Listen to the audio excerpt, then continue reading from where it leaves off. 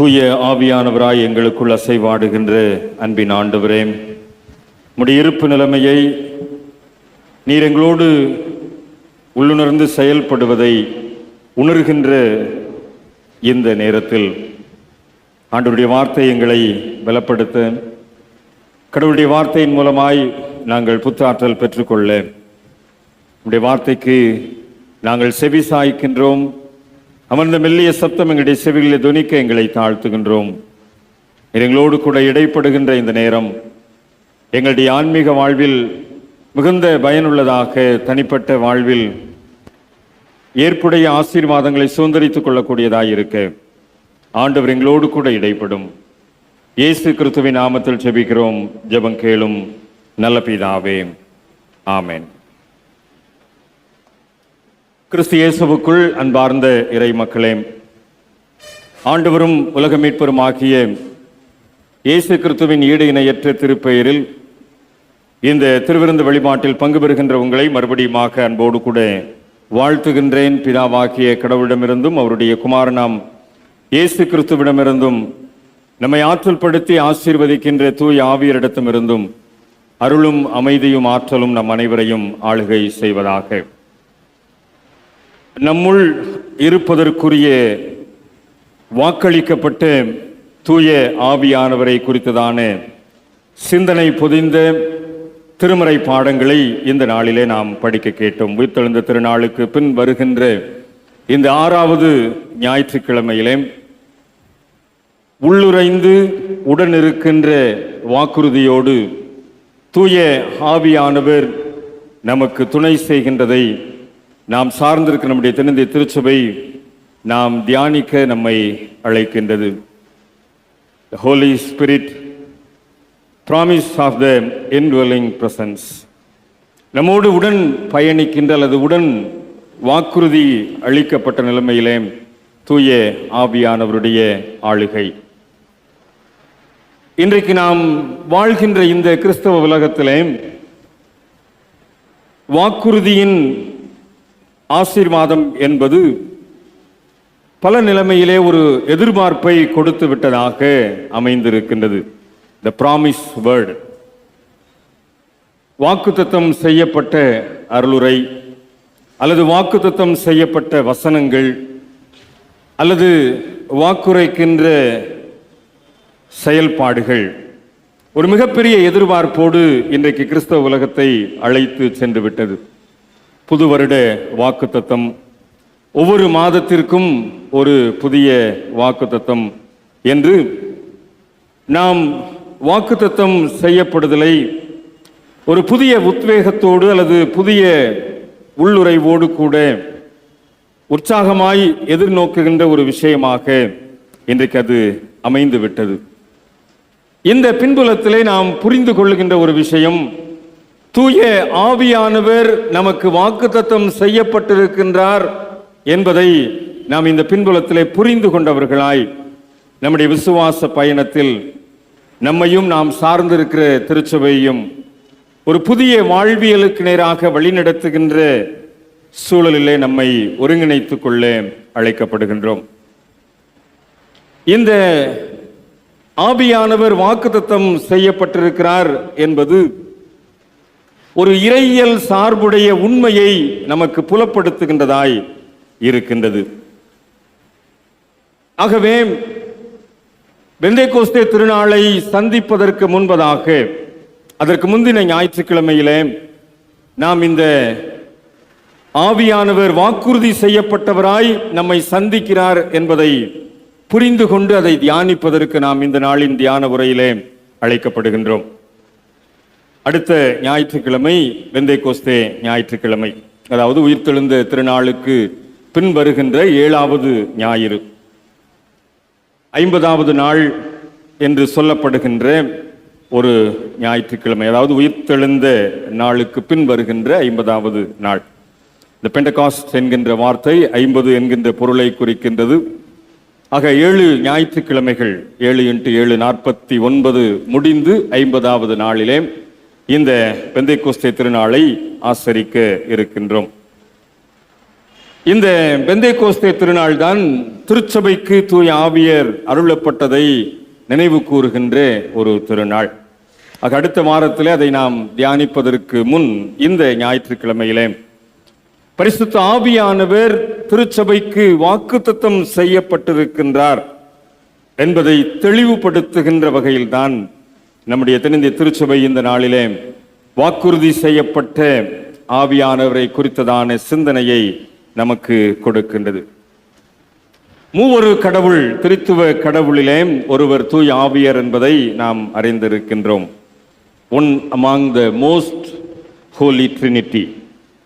பிதாவாக்கிய கடவுளின் உடனிருப்பை இறைவாக்கினர் மூலமாக பழைய ஏற்பாட்டிலே நாம் புரிந்திருக்கின்றோம். ஏசாயா 41 அதிகாரம் 10 வசனம், கடந்த ஞாயிற்றுக்கிழமை மகிழ்விக்கு மன்னாவாக சொல்லப்பட்ட வசனம், நீ பயப்படாதே, நான் உன்னுடனே இருக்கிறேன். பிதாவாக்கிய கடவுள் நான் உன்னோடு கூட இருக்கிறேன் என்பதை தீர்க்கதரிசியின் மூலமாக உறுதிப்படுத்தின விஷயம். குமாரனாக்கிய கடவுள் தன்னுடைய இருப்பு நிலைமையை உங்களோடு கூட இருக்கிறேன் என்பதை உறுதிப்படுத்துகின்ற வகையிலே மத்தேயு 28 அதிகாரம் 20 வசனத்தை நாம் அறிந்திருக்கின்றோம். உலகத்தின் முடிவு பரியந்தம் நான் உங்களோடு கூட இருக்கிறேன் என்று சொல்லி. ஆக குமாரனாகிய கடவுள் உங்களோடு கூட இருக்கிறேன் என்பதை உறுதிப்படுத்துகின்ற ஒரு விஷயம். தொடர்ந்து வருகின்ற தூய ஆவியானவர் இந்த மூவொரு கடவுளில் மூன்றாவதாக அடையாளப்படுத்தப்பட்ட தூய ஆவியானவர் நம்மோடு உடன் இருக்கின்றதை, வாக்குத்தத்தமாய் வெளிப்படுத்தி இருக்கின்றதை தெளிவுபடுத்துகின்ற ஒரு சூழ்நிலையில்தான் இந்த நாளுக்குரிய சிந்தனையை நாம் அமைத்திருக்கின்றோம். யோவேல் 2 அதிகாரம் 28 வசனம் நம் அனைவருக்கும் நன்கு தெரியும். கடைசி நாளில் மாம்சமான யாவர் மேலும் என் ஆவியை ஊற்றுவேன். தீர்க்கதரிசியின் மூலமாய் திருவுளம் பற்றப்பட்ட வார்த்தைகள், இந்த ஆவியானவர் வாக்கருளப்பட்டிருக்கின்ற அல்லது நமக்கு உண்டு என்பதை உறுதிப்படுத்தப்பட்டுள்ள ஒரு சூழ்நிலை. அதைத்தான் ஆண்டவர் இயேசு கிறிஸ்து தன்னுடைய திருப்பணியிலே, அந்த நிறைவு உரையிலே மிகவும் அழகாக தெளிவுபடுத்தினதை அருமையான பிள்ளைகளோடு கூட இணைந்து இந்த நாளுக்குரிய மகிழ்விக்கு மன்ன வசனத்திலே நாம் சொல்லி இருக்கிறோம். யோவான் 14 அதிகாரம் 16 வாக்கியத்திலே இயேசு தன்னுடைய சீடர்களிடத்திலே பகிர்ந்து கொடுத்த தூய ஆவியரை குறித்ததான ஒரு தெளிவான வாக்குறுதி. பிதாவை வேண்டிக் கொள்ளுகின்றார். அப்பொழுது என்றென்றைக்கும் உங்களுடனே கூட இருக்கும்படிக்கு சத்திய ஆவி ஆகிய வேறொரு தேற்றரவாளனை அவர் உங்களுக்கு தந்தருளுவார். ஆக பிதாவாகிய கடவுளை குமாரனாகிய ஆண்டவர் வேண்டிக் கொள்ளுகின்ற போது, பிதாவாகிய கடவுள் இந்த தேற்றரவாளன் என்கின்ற இந்த பரிசுத்த ஆவியானவரை நமக்கு தந்தருளுகின்றார் என்கின்ற ஒரு வாக்குறுதியை நாம் பெற்றுக்கொண்டவர்களாய் இந்த நாளின் சிந்தனையிலே நாம் நம்மை இணைத்து கொண்டு, இந்த வாக்குறுதி செய்யப்பட்ட பரிசுத்த ஆவியானவர் நம்மோடு கூட செயல்படுகின்றதை புரிந்து கொண்டவர்களாய் நாம் நம்முடைய விசுவாச பயணத்தை தொடர்வதற்கு அழைக்கப்படுகின்றோம். கிறிஸ்தவ திருமண வழிபாட்டிலே நாம் பங்கு பெற்றிருக்கின்றோம். குடும்ப வாழ்வின் தொடக்கம் திருமண வழிபாடு. மணமகன் தனியாகவும் மணமகள் தனியாகவும் வாக்குறுதியை கொடுத்த பிற்பாடுதான் அவர்களை இணைத்து வைக்கின்ற திருமாங்கல்யம் பிரதிஷ்டை செய்யப்படும். இந்த மணமகனும் மணமகளும் வாக்குறுதியை பகிர்ந்து கொள்ள வேண்டும். அப்படி பகிர்ந்து கொண்ட பிற்பாடு அந்த திருமணத்தை நடத்துகின்ற ஆயர் அறிவிப்பார், இவ்வாக்குறுதியை கடவுள் கேட்டார், நாங்களும் கேட்டோம் என்று. அந்த வாக்குறுதியை கடவுள் கேட்டதை உறுதிப்படுத்தின பிற்பாடுதான் அந்த திருமாங்கல்யம் பிரதிஷ்டை செய்யப்பட்டு அவர்களை இணைத்து வைக்கின்ற, அந்த குடும்ப வாழ்வின் உறவை தொடங்கி வைக்கின்ற அந்த நிலைப்பாடு ஆரம்பமாகின்றது. ஆக வாக்குறுதி செய்யப்பட்ட பிற்பாடுதான் ஒரு கிறிஸ்தவ குடும்ப வாழ்வு தொடங்க வேண்டும் என்பதை திருச்சபை நமக்கு நியமமாக கொடுத்திருக்கின்றது. ஆக இந்த உறுதிப்படுத்தப்பட்ட நிலைமையிலே தொடங்கி இருக்கின்ற நம்முடைய கிறிஸ்தவ குடும்ப வாழ்வின் பற்றுறுதியாளர்களாய் பயணித்து கொண்டிருக்கின்ற நாம் இந்த வாக்குறுதி செய்யப்பட்ட ஆவியானவர் நம்மோடு பயணிக்கின்றார் என்பதை உள்ளுணர்ந்து பார்த்தவர்களாய் நம்முடைய விசுவாச பயணத்தை தொடர்வதற்கு அழைக்கப்படுகின்றோம். ஒரு குடும்பம் தொடங்க வேண்டும் என்று சொன்னால் வாக்குறுதி அவசியம். ஆக கிறிஸ்தவ விசுவாச வாழ்வு நிலைப்பட வேண்டும் என்றால் பரிசுத்த ஆவியானவர் நமக்கு கொடுக்கப்படுகின்றார் என்ற வாக்குறுதி அவசியம். அந்த வாக்குறுதியானது ஆண்டவர் இயேசு கிறிஸ்துவின் மன்றாட்டின் மூலமாக திருச்சபைக்கு அருளப்படுகின்றதை நாம் இந்த நாளின் வசனத்தின் மூலமாய் புரிந்து கொள்கின்றோம். ஆக கடவுளுடைய ஆற்றல் உள் மனதிலே வாசம் செய்கின்றது. அதுதான் இந்த வாக்குறுதியினுடைய நிலைப்பாடு. இந்த இன்வெல்விங் என்று சொல்லப்படுகின்ற அந்த வார்த்தையினுடைய அந்த உள்ளார்ந்த அர்த்தத்தை நாம் அப்படித்தான் புரிந்து கொள்ள முடிகின்றது. மனித உடலை கோவிலாக கருதி அதற்குள் பரிசுத்த ஆவியானவர் தங்குகின்ற ஒரு அனுபவம். ஆகவேதான் பவுல் கொரிந்திய திருச்சபைக்கு எழுதுகின்ற போது நான் அந்த ஆலயம் என்கின்ற அந்த பதத்தை 3ஆம் அதிகாரத்திலே முதல் கொரிந்தியரிலே பயன்படுத்துகின்றார். ஆக நாம் கடவுளுடைய கோவிலாக இருக்கின்றோம். நமக்குள் தங்குகின்ற அல்லது வாசம் செய்கின்ற பரிசுத்த ஆவியானவர். இந்த பரிசுத்த ஆவியானவர் நமக்குள் செயல்படுகின்ற போது ஒரு புதிய ஆற்றல் நிறைந்த எதிர்காலத்தை அல்ல ஒரு புதிய வரலாற்றை படைக்கக்கூடியவர்களாக இருக்கின்றோம். பிதாவாகிய கடவுளுடைய படைப்பின் வரலாறு குமாரனாகிய இயேசு கிறிஸ்துவினுடைய மீட்பின் மூலமாய் நிறைவேறுகின்றது. தொடர்ந்து இந்த பரிசுத்த ஆவியானவருடைய வாக்குறுதியின் மூலமாய் ஒரு புதிய எதிர்காலத்தை நோக்கி திருச்சபை மனிதம் பயணிக்கின்றது என்பது இந்த பரிசுத்த ஆவியானவர் வாக்குறுதி செய்யப்பட்டதன் மூலமாய் புரிந்து கொள்ளக்கூடிய விஷயமாய் இருக்கின்றது. ஏசாயா 44ஆம் அதிகாரத்தில் 3ஆம் வசனத்தை நான் இந்த இடத்திலே நினைவுபடுத்த விரும்புகின்றேன். ஏசாயா 44ஆம் அதிகாரத்தின் 3ஆம் வசனம், தாகம் உள்ளவன் மேல் தண்ணீரையும் வறண்ட நிலத்தின் மேல் ஆறுகளையும் ஊற்றுவேன். உன் சந்ததியின் மேல் என் ஆவியையும் உன் சந்தானத்தின் மேல் என் ஆசீர்வாதத்தையும் ஊற்றுவேன். சந்ததி, சந்தானம் ஒரு பொருளை கொடுக்கக்கூடிய 2 வார்த்தைகள். வழிமரபினர், வழித்தோன்றல்கள். ஆக இந்த ஒரு பதத்தை குறிக்கக்கூடிய அந்த 2 வார்த்தைகளும் அங்கே பதிவு செய்யப்பட்டிருப்பதனுடைய சூழ்நிலையிலே நாம் இந்த மொழிபெயர்ப்பின் ஆழத்திற்குள்ளாய் நாம் செல்லுகின்ற போது ஒரு சில ஆங்கில மொழிபெயர்ப்பிலே இந்த சந்ததி என்பது சீட்ஸ், விதைகள் என்கின்ற அர்த்தத்தோடு கூட அது பதிவு செய்யப்பட்டிருக்கின்றதை பார்க்க முடிகின்றது. ஒரு விதை, அந்த விதையினுடைய தன்மையை நாம் பார்க்கின்ற போது அந்த விதை மண்ணுக்குள் மறைய வேண்டும். அந்த விதை மண்ணுக்குள் மறைகின்ற போது ஒரு புதிய துளிர் மண்ணுக்குள்ளிருந்து புறப்படுகின்றது. இந்த விதையினுடைய ஆற்றல் சாதாரணமாய் விதையாய் இருக்கும்போது நமக்கு தெரிவதில்லை. அது எப்பொழுது மண்ணுக்குள் புதைக்கப்படுகின்றதோ அந்த புதைக்கப்பட்ட பிற்பாடு குறிப்பிட்ட காலகட்டத்தில் அந்த மண்ணுக்குள்ளிருந்து ஒரு புதிய துளிர் விடுகின்ற அனுபவம் வெளிப்படுகின்றது. அந்த துளிர் விதையாக இருக்கும்போது நாம் அதை காண முடிவதில்லை. அந்த துளிரை அல்லது அதற்குள்ளிருந்து வெளிப்படுகின்ற ஆற்றலை விதையிலே நாம் பார்க்க முடிவதில்லை. ஆனால் அது எப்பொழுது மண்ணுக்குள் மறைவதற்கு தன்னை அர்ப்பணிக்கின்றதோ அப்பொழுதுதான் ஒரு புதிய ஆற்றலின் வெளிப்பாட்டை நாம் பார்க்க முடிகின்றது.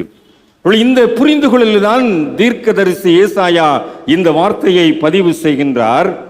சந்ததியின் மேல், சந்தானத்தின் மேல் ஊற்றப்படுகின்ற அந்த ஆசீர்வாதம். ஆக இந்த ஆசீர்வாதம் என்பது எப்படியாய் வெளிப்படுகிறது என்று சொன்னால், தாகம் உள்ளவன் மேல் ஊற்றப்படுகின்ற தண்ணீரை போல, வறண்ட நிலத்தின் மேல் ஊற்றப்படுகின்ற நீரூற்றை போல அது அமைந்திருக்கின்றது என்பதை இந்த பின்புலம் விளக்குகின்றது.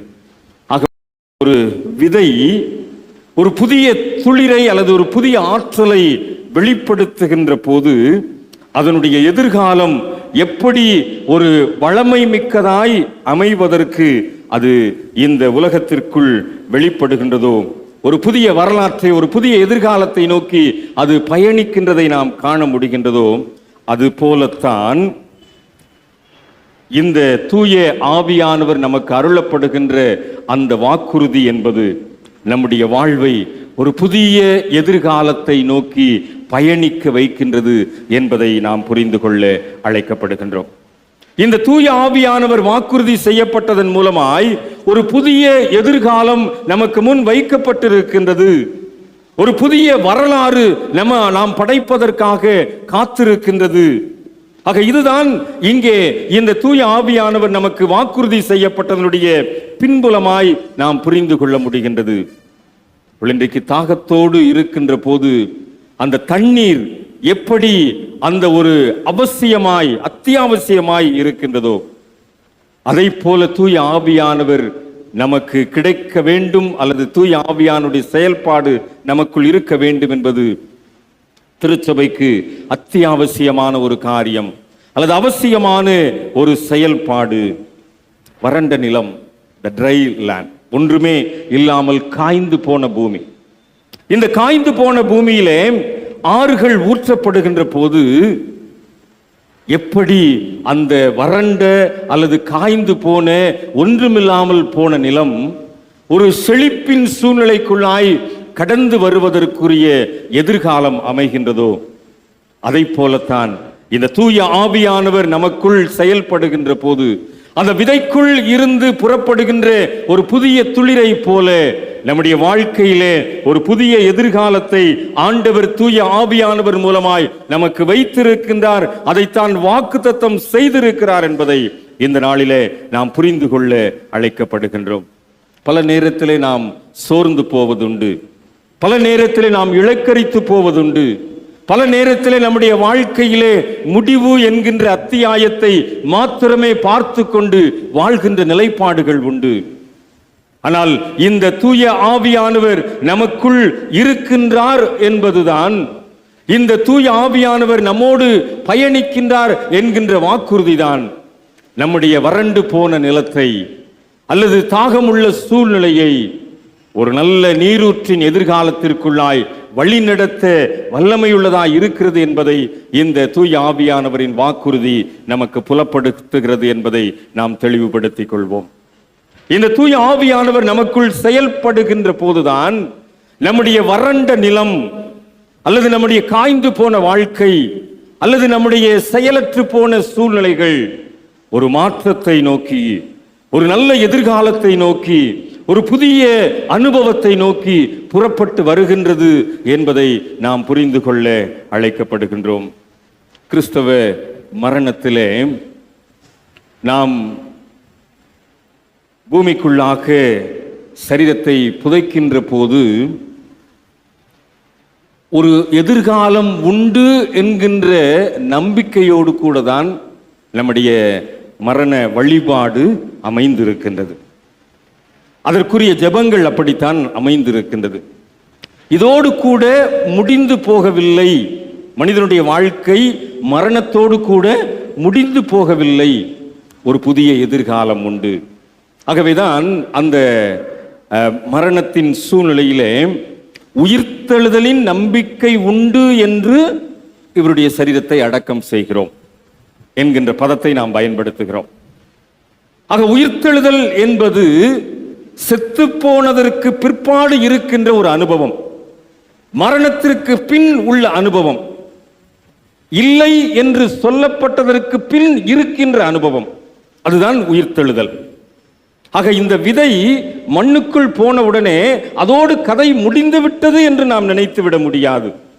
அங்கே ஒரு புதிய துளிரின் ஆரம்பம் இருக்கின்றது என்பதை, அங்கே ஒரு புதிய துளிர் வரலாறு படைக்க இருக்கிறது என்பதை நாம் மறந்துவிடக்கூடாது. இன்னைக்கு பல நேரத்தில் நம்முடைய வாழ்க்கை முற்றுப்புள்ளி வைக்கப்படுகிறது என்றுதான் நாம் நினைத்து கொண்டிருக்கிறோம். ஏதோ ஒரு சின்ன சறுக்கல், ஏதோ ஒரு சின்ன தோல்வி, ஏதோ ஒரு விழுந்துவிட்ட அனுபவம், ஏதோ ஒரு பாரம், ஏதோ ஒரு கஷ்டம், ஏதோ ஒரு வியாதி, ஏதோ ஒரு பிரச்சனை, நாம் இதை பார்த்த உடனே அவ்வளவுதான் என்னுடைய வாழ்க்கை முடிந்து விட்டது என்று நினைத்து விடுகின்றோம். அவ்வளவுதான் எனக்கு எதிர்காலம் இல்லை என்று புரிந்து கொண்டு விடுகின்றோம். இந்த சின்ன கஷ்டத்தை பார்த்த உடனே, இந்த சின்ன பிரச்சனையை பார்த்த உடனே, அல்லது ஒரு சின்ன சரீரத்தின் வியாதியை நாம் அனுபவித்த உடனே, ஐயோ அவ்வளவுதான் முடிஞ்சு போச்சோ அப்படின்னு சொல்லி சோர்ந்து போய் விடுகிறோம். அன்பானவர்களே, இந்த தூய ஆவியானவர் எதற்கு நமக்கு வாக்குறுதி செய்யப்பட்டிருக்கிறார் தெரியுமா? இப்படி சோர்ந்து போன உள்ளங்களை, இப்படி உடைந்து போன உள்ளங்களை, இப்படி நொறுங்கி போன சூழ்நிலையை உயிர்த்தெழுதலுக்கு நேராக வழிநடத்துவதற்காகத்தான் இந்த தூய ஆவியானவர் நமக்கு வாக்குறுதி செய்யப்பட்டிருக்கிறார். இந்த வசனம் அதைத்தான் நமக்கு புலப்படுத்துகிறது.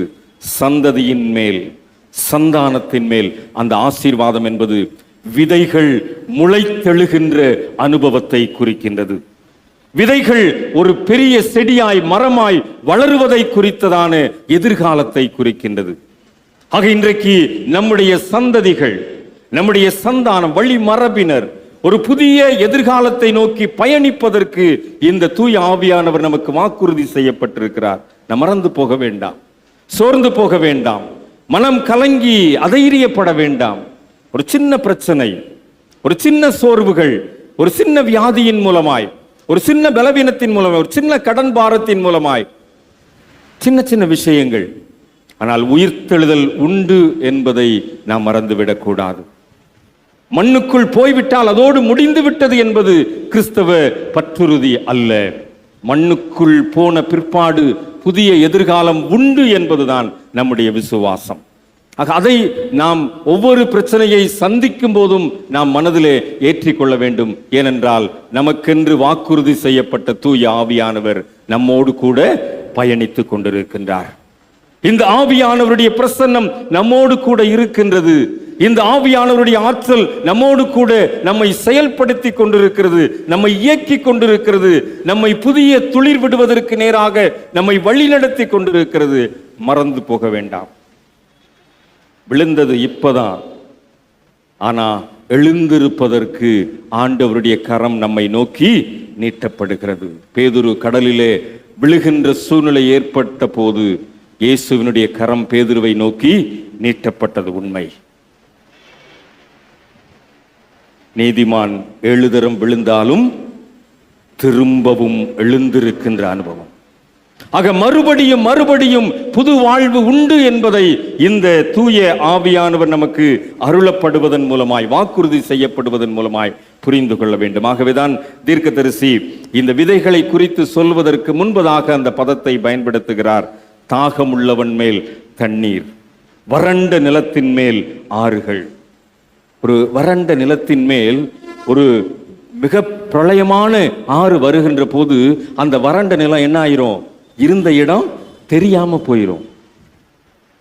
தாகம் உள்ளவனுக்கு தண்ணீரை கொடுத்த உடனே அவனுடைய தாகம் இல்லாமல் போயிடும். அப்படித்தான் இந்த தூய ஆவியானவர் நமக்குள் செயல்படுவதை நாம் புரிந்து கொள்ளுகின்ற போது நம்முடைய மரணம் போன்ற அனுபவங்கள், நம்முடைய செத்து போன அனுபவங்கள், நம்மை பிரச்சனைக்குள்ளாய் வழி நடத்துகின்ற அனுபவங்கள் ஒன்றுமில்லாமல் போகும், காணாமல் போய்விடும்.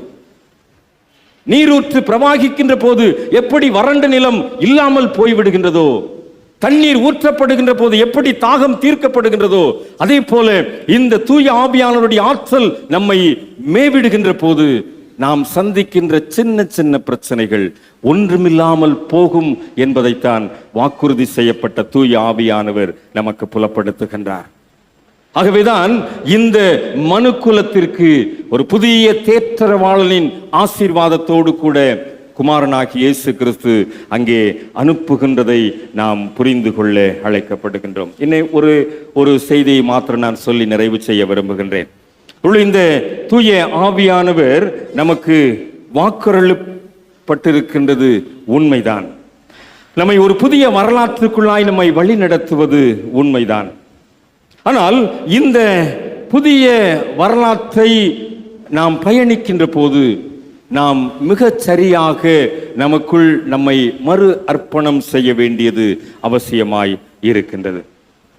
இந்த பதத்திலே இந்த உள்ளுரைகின்ற ஆவியானவருடைய செயல்பாட்டை குறித்து யோசிக்கின்ற போது ஒரு இன்னர் ரெனியூவல், அங்கே அவசியம் என்பதை அங்கே புரிந்து கொள்ள முடிகின்றது.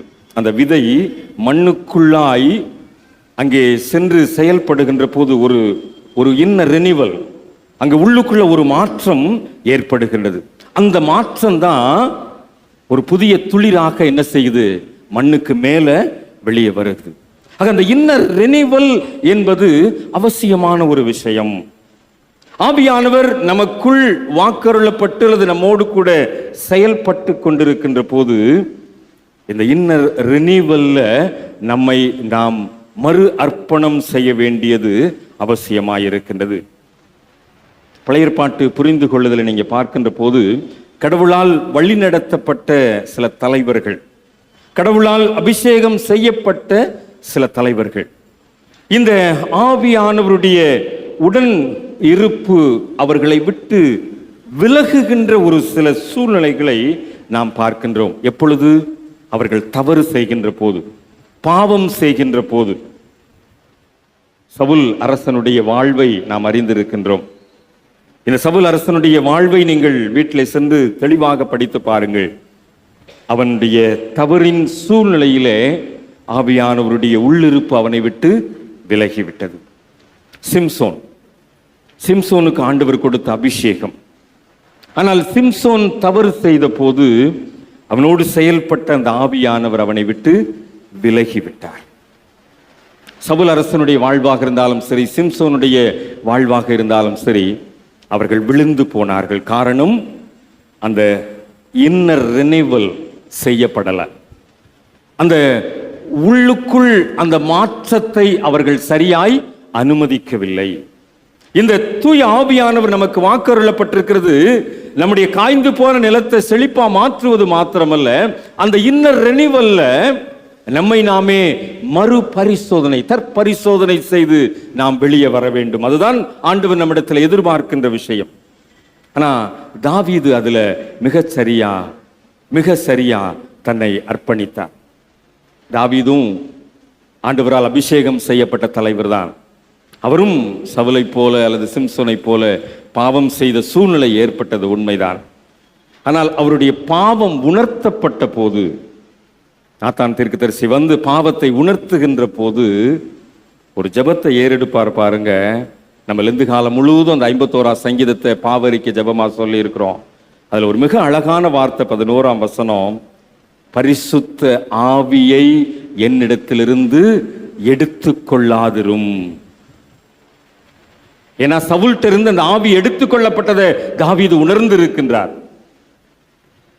ஆகவே பாவம் செய்து உணர்த்தப்பட்ட போது தாவீது தன்னுடைய பாவ ஜெபத்தை அறிக்கை செய்கின்ற போது சொல்லுகின்றார், பரிசுத்த ஆவியை மாத்திரம் என்னிடத்திலிருந்து எடுத்துறாதீங்க. ஏன்னா அது எனக்குள்ள இருந்தா தான், அந்த இன்னர் ரினிவல் இருந்தா தான் நான் என்ன செய்ய முடியும், மேல வர முடியும். நான் விழுந்து போனது உண்மை, தப்பு செஞ்சது உண்மை, நான் தவறி போனது உண்மை. ஆனா இப்போ அந்த இன்னர் ரினிவல் எனக்குள்ள இருக்குது. தயவு செய்து அந்த பரிசுத்த ஆவியானவரை மாத்திரம் எடுத்துறாதீங்க. Do not take your Holy Spirit from me. என்கிட்ட அந்த பரிசுத்த ஆவியை மாத்திரம் எடுத்துறாதீங்க அப்படின்னு சொல்லி தன்னுடைய பாவத்தை அறிக்கை செய்து ஜெபிக்கின்ற தாவீதினுடைய அனுபவம். அன்பானவர்களே, இந்த அனுபவத்தை தான் ஆண்டவர் இன்றைக்கு நம்மிடத்தில் எதிர்பார்க்கிறார். அந்த மாபெரும் அரசன் அந்த இன்னர் ரெனிவலுக்காக தன்னை முழுமையாய் அர்ப்பணம் செய்த ஜெபம்தான் 51ஆம் சங்கீதம். அந்த உள் புதுப்பித்தலுக்காக, அந்த உள் வாழ்வுக்காக தன்னையே மறு அர்ப்பணம் செய்த ஒரு சூழ்நிலை தான் அந்த பரிசுத்த ஆவியை எடுத்துக்கொள்ளாமல் இரும். ஏன்னா இந்த ஆவியானவர் எனக்கு வாக்குறுதி செய்யப்பட்டிருக்கின்றார். இந்த ஆவியானவர் எனக்கு வாக்குறுதி செய்யப்பட்டதுனால வறண்ட நிலமா ஆடு மேய்ச்சி கொண்டிருந்த என்ன சகோதரர்களுக்கு முன்னே ராஜாவாக ஆண்டவர் என்னை அபிஷேகம் செய்தார். ஒரு நாள் வறண்ட நிலமா வாழ்ந்துட்டு இருந்தேன், ஆனால் நான் இப்போ செழிப்பான நிலமா உயர்வதற்கு இந்த ஆவியானவர் எனக்கு துணை செய்தார். ஒரு நாள் தாகத்தோடு கூட இருந்தேன், என்னுடைய தாகம் தீர்க்கப்பட்டதற்கு இந்த ஆவியானவர் எனக்கு உதவி செய்தார். இப்ப நான் தப்பு பண்ணிட்டேன், இந்த ஆவியானவர் மாத்திரம் என்னிடத்திலிருந்து எடுத்துறாதீங்க. ஆவியானவருடைய பிரசன்னம் இல்லை அப்படின்னா சவுலை போல நானும் விழுந்துருவேன், சிம்சனை போல நானும் விழுந்துருவேன், மறுபடியும் எனக்கு எந்திரிக்கவே முடியாது. ஆண்டவரே, இந்த பரிசுத்த ஆவியை என்னிடத்திலிருந்து எடுத்துக்கொள்ளாதிரும். அப்படிப்பட்ட ஒரு ஒப்படைப்போடு கூட தாவீது தன்னை மறு அர்ப்பணம் செய்ததினால்தான் தாவீதினுடைய சந்ததியிலே உலகத்தை மீட்கின்ற, பாவிகளை ரட்சிக்கின்ற இயேசு கிறிஸ்துவை பிறக்கும்படியாய் கடவுள் அனுமதித்தார். அங்கேதான் ஒரு புதிய எதிர்காலம் அல்லது ஒரு புதிய சகாப்தம் படைத்த வரலாறு உருவாகின்றது. அந்த அர்ப்பணிப்பை தான் இன்றைக்கு ஆண்டவர் நம்மிடத்தில் எதிர்பார்க்கிறார். அந்த இன்னர் ரெனிவல், அந்த உள் ஒப்படைப்பு, அந்த உள்ளுக்குள் இருக்கின்ற ஒரு மாற்றத்தை ஆண்டவர் இன்றைக்கு நம்ம இடத்துல எதிர்பார்க்கின்றார் என்பதை நாம் மறந்துவிடக் கூடாது. இன்றைக்கு நற்கருணையின் வடிவிலே நம்மை சந்திக்க இருக்கின்ற இந்த ஆண்டவர் பிறந்தது அந்த மிக பெரும் தவறு செய்த தாவீதினுடைய சந்ததியிலே. காரணம் என்னவென்று சொன்னால், அவன் ஏறெடுத்த ஜெபம். இந்த பரிசுத்த ஆவியினிடத்திலிருந்து எடுத்துறாதீங்கன்னு சொல்லி மன்றாடின மன்றாட்டு. ஆக அந்த மன்றாட்டிற்கு பதில் கிடைத்தது. அந்த சந்ததியிலே ஆண்டவர் இயேசு கிறிஸ்துவினுடைய அந்த பிறப்பின் எதிர்காலம் அமைந்தது. இன்றைக்கு கல்வாரி சிலுவையிலே அந்த ஆண்டவர் நமக்காக தன்னுடைய சரீரத்தையும் இரத்தத்தையும் கொடுத்ததை ஒவ்வொரு திருவிருந்து வழிபாட்டிலும் நினைவு கூறுகின்ற போது இந்த ஆவியானவர் எனக்குள் செயல்படுகின்றதை, இந்த இன்னர் ரெனிவல் மூலமா நான் புதுப்பித்து கொண்டு இந்த நற்கருணையிலே நான் பங்கு பெறுவதற்கு இந்த பலிபீடத்திற்குள்ளாக வருகின்றேன் என்கின்ற ஒப்படைப்போடு கூட தான் நாம் இன்றைக்கு நற்கருணையிலே பங்கு பெறுவதற்கு ஆண்டவர் நம்மை அழைக்கின்றார். இந்த அருளுரைக்கு முன்பதாக நம்ம ஒரு பாட்டு பாடணும். என்ன பாட்டு பாடணும்? ஜீவனுள்ள தேவனின் ஆவியே வாரும். இந்த ஜீவனுள்ள தேவனின் ஆவி நமக்குள்ள வரும்போது என்ன செய்து? நாம் நொறுக்கப்படுகின்றோம். நொறுக்கும் உருக்கும் என்னை உருவாக்கும்.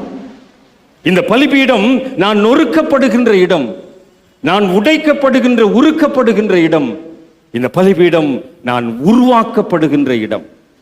அந்த பலிபீடத்திலே ஆண்டவருடைய சரீரத்தையும் இரத்தத்தையும் நான் பெற்றுக் கொள்ளுவதற்காக நான் இங்கே வருகின்ற போது அந்த இன்னர் ரெனிவல், அந்த உள்ளுக்குள்ளே ஏற்படுகின்ற அந்த மாற்றத்தின் ஆற்றல் புதுப்பிக்கப்படுகின்றதை நான் இங்கே உணர்கின்றேன்.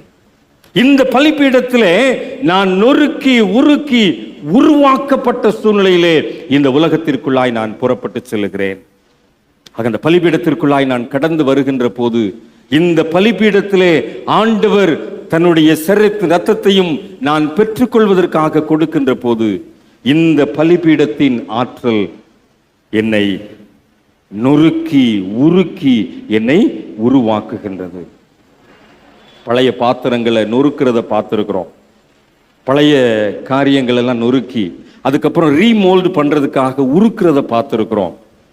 அதுக்கப்புறம் இன்னைக்கு நிறைய பார்த்துருக்கிறோம் அந்த ரீமேக்கிங், அந்த மறு கட்டுமானம், பழசுல இருந்து புதுசு. இன்னைக்கு இந்த அருளுரை மேடைக்குள்ளாக நாம் வந்து இந்த வார்த்தைகளை கேட்கின்ற போது அந்த ஜீவனுள்ள தேவனின் ஆவியானவர் என்னை நொறுக்குகின்றார், என்னை உருக்குகின்றார், என்னை உருவாக்குகின்றார். அந்த உருவாக்குகின்றதை நான் இந்த பலிபீடத்திலே உணர்ந்து கொள்ளுகின்ற போது இந்த பரிசுத்த ஆவியானவர் தாகமாய் இருக்கின்ற என் மீது ஜீவ தண்ணீரை ஊற்றுகின்றார். வறண்ட நிலமாய் வந்த என்னை நீரூற்றுகளின் மூலமாய் செழிப்பிக்கின்றார்.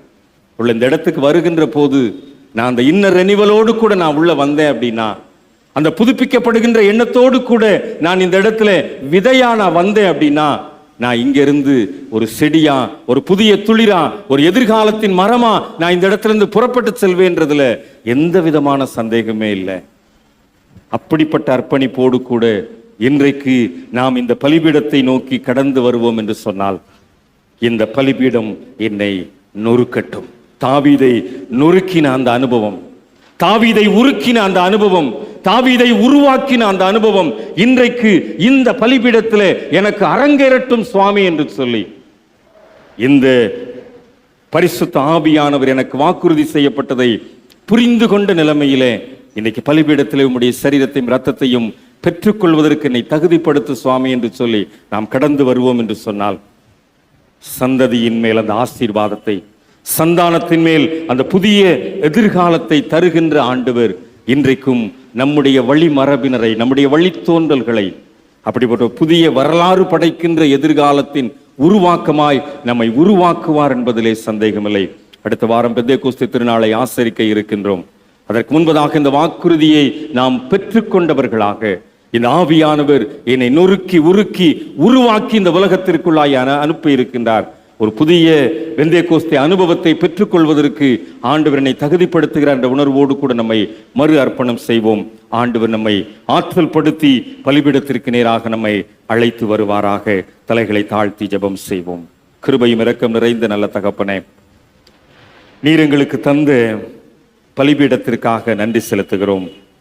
இந்த பலிபீடம் எங்களை நொறுக்கி உருக்கி உருவாக்குகிறது சுவாமி. தாவீது பாவம் செய்த போது பரிசுத்த ஆவி என்னிடத்திலிருந்து எடுத்துக்கொள்ளாதிரும் என்று சொல்லி அவன் நொறுங்கினவனாய், தன்னை உருக்கினவனாய், தன்னை அர்ப்பணித்த போது அவனை உருவாக்கின ஆண்டவர் இன்றைக்கும் இந்த பலிபீடத்திற்குள்ளாக நாங்கள் வருகின்ற போது அந்த இன்னர் ரெனிவல் எங்களுக்குள்ளாய் செய்யப்படட்டு சுவாமி.